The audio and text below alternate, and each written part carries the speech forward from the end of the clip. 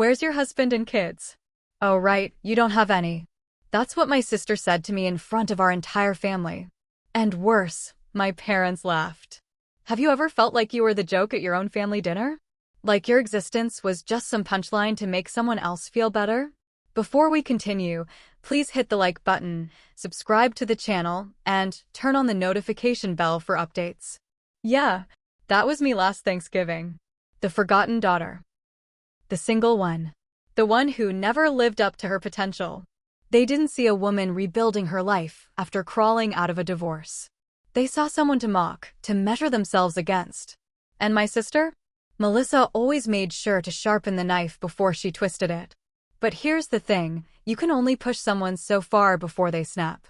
And what they didn't know is that while they were mocking me for not having it all, I was quietly building something none of them could touch.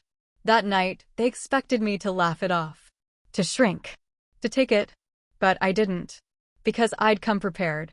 Not to fight, but to end it. What I said after her little toast turned that smug smile into silence. And that was just the beginning.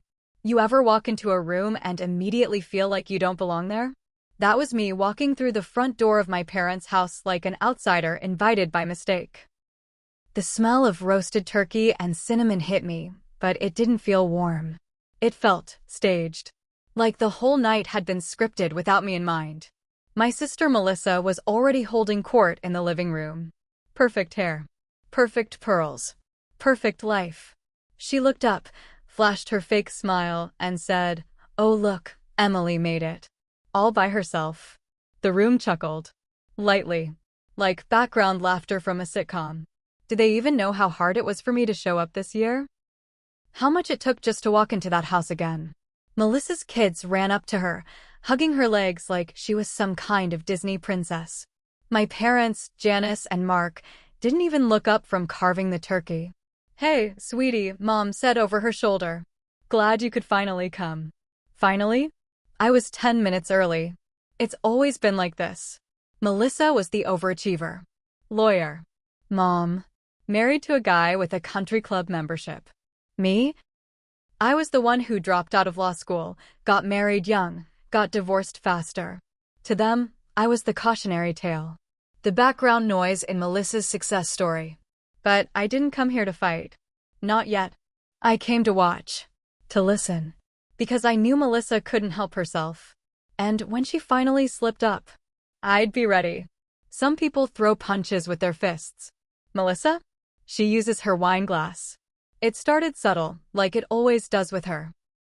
During dinner, she sat across from me, all smiles and slow sips of Merlot. "Emily," she purred, "still doing that freelance thing?" Not a real question. Just a stage cue. I nodded. Said nothing. Let her keep digging her own hole. Then she clinked her glass.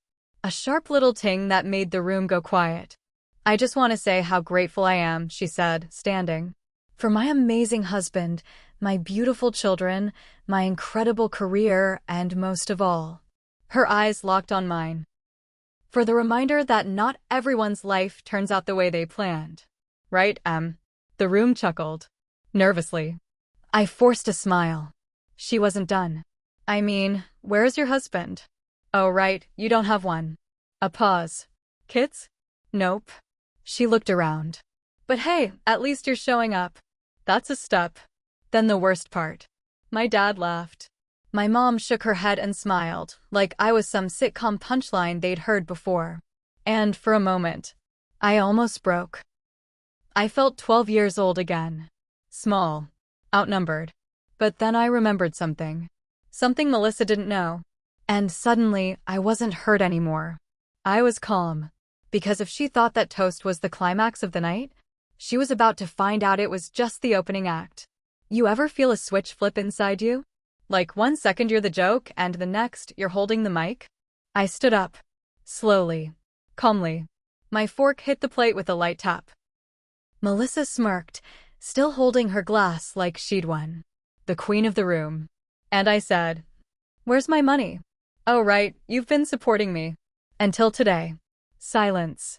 Her smirk twitched. "See, while you were busy counting my failures, I was building something." The room didn't move. No forks. No chewing. Not even the kids made a sound. I sold my startup last month. 7 figures. No debt. No investors. Just me. I let it hang there. My dad blinked. My mom opened her mouth, closed it. Melissa laughed once, short and nervous. What are you talking about? I built an app. Quietly. After the divorce. After the breakdown. While you were mocking me for freelancing, I was working 18-hour days learning to code, pitching strangers, surviving off ramen. Pause.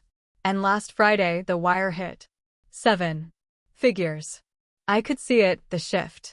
The way their faces turned from smug to stunned. Melissa's hand gripped her wine glass a little tighter. I just closed on a penthouse downtown. Fully paid. I move in tomorrow. A beat. Figured I'd give you one last family dinner before I stopped needing any of you. The silence was deafening. But the real blow? That came after dessert.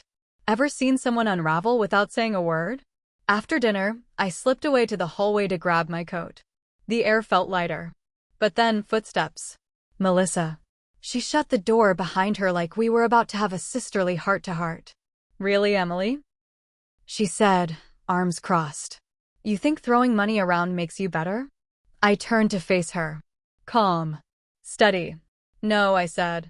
It just means I never have to explain myself to you again. Her jaw clenched. You could see it, the panic beneath the polish. Her life had always looked perfect, on the surface. But perfection doesn't survive when the mirror cracks. Do you know how exhausting it's been? I asked her. Letting you win. Letting you think I was losing. Just so I could build without interruption. She didn't respond. Just stared. Like she didn't recognize me anymore. So I gave her the real blow. I've been paying for Ella's private math tutor. Her daughter. I didn't want her to fall into your shadow. She deserves better. Melissa flinched. You did that behind my back? No, I said. I did it quietly. The way real support works. She had nothing left to say. And I didn't need to stay. So I walked out, letting the silence follow me. But the story wasn't done yet. Because what I did next left everyone talking. I didn't storm out. Didn't slam the door. I just walked back into the dining room, calm as ever, picked up my purse and said, "Thanks for dinner. Next time, maybe leave the insults off the menu." No one spoke. Not my dad. Not my mom. And definitely not Melissa. That silence? It was everything I'd been waiting for.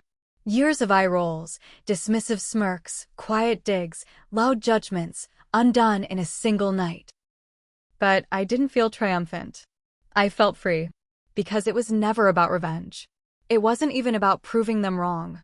It was about finally standing in the version of myself they never bothered to imagine. Remember the toast Melissa made? Where's your husband? Where's your family? Here's the truth. Sometimes, the loudest life is the one you build quietly. And sometimes, the people who laugh at you the loudest are the ones most afraid you'll outgrow them. So let them laugh. Because eventually, they go silent. And when that happens, you'll know you've arrived.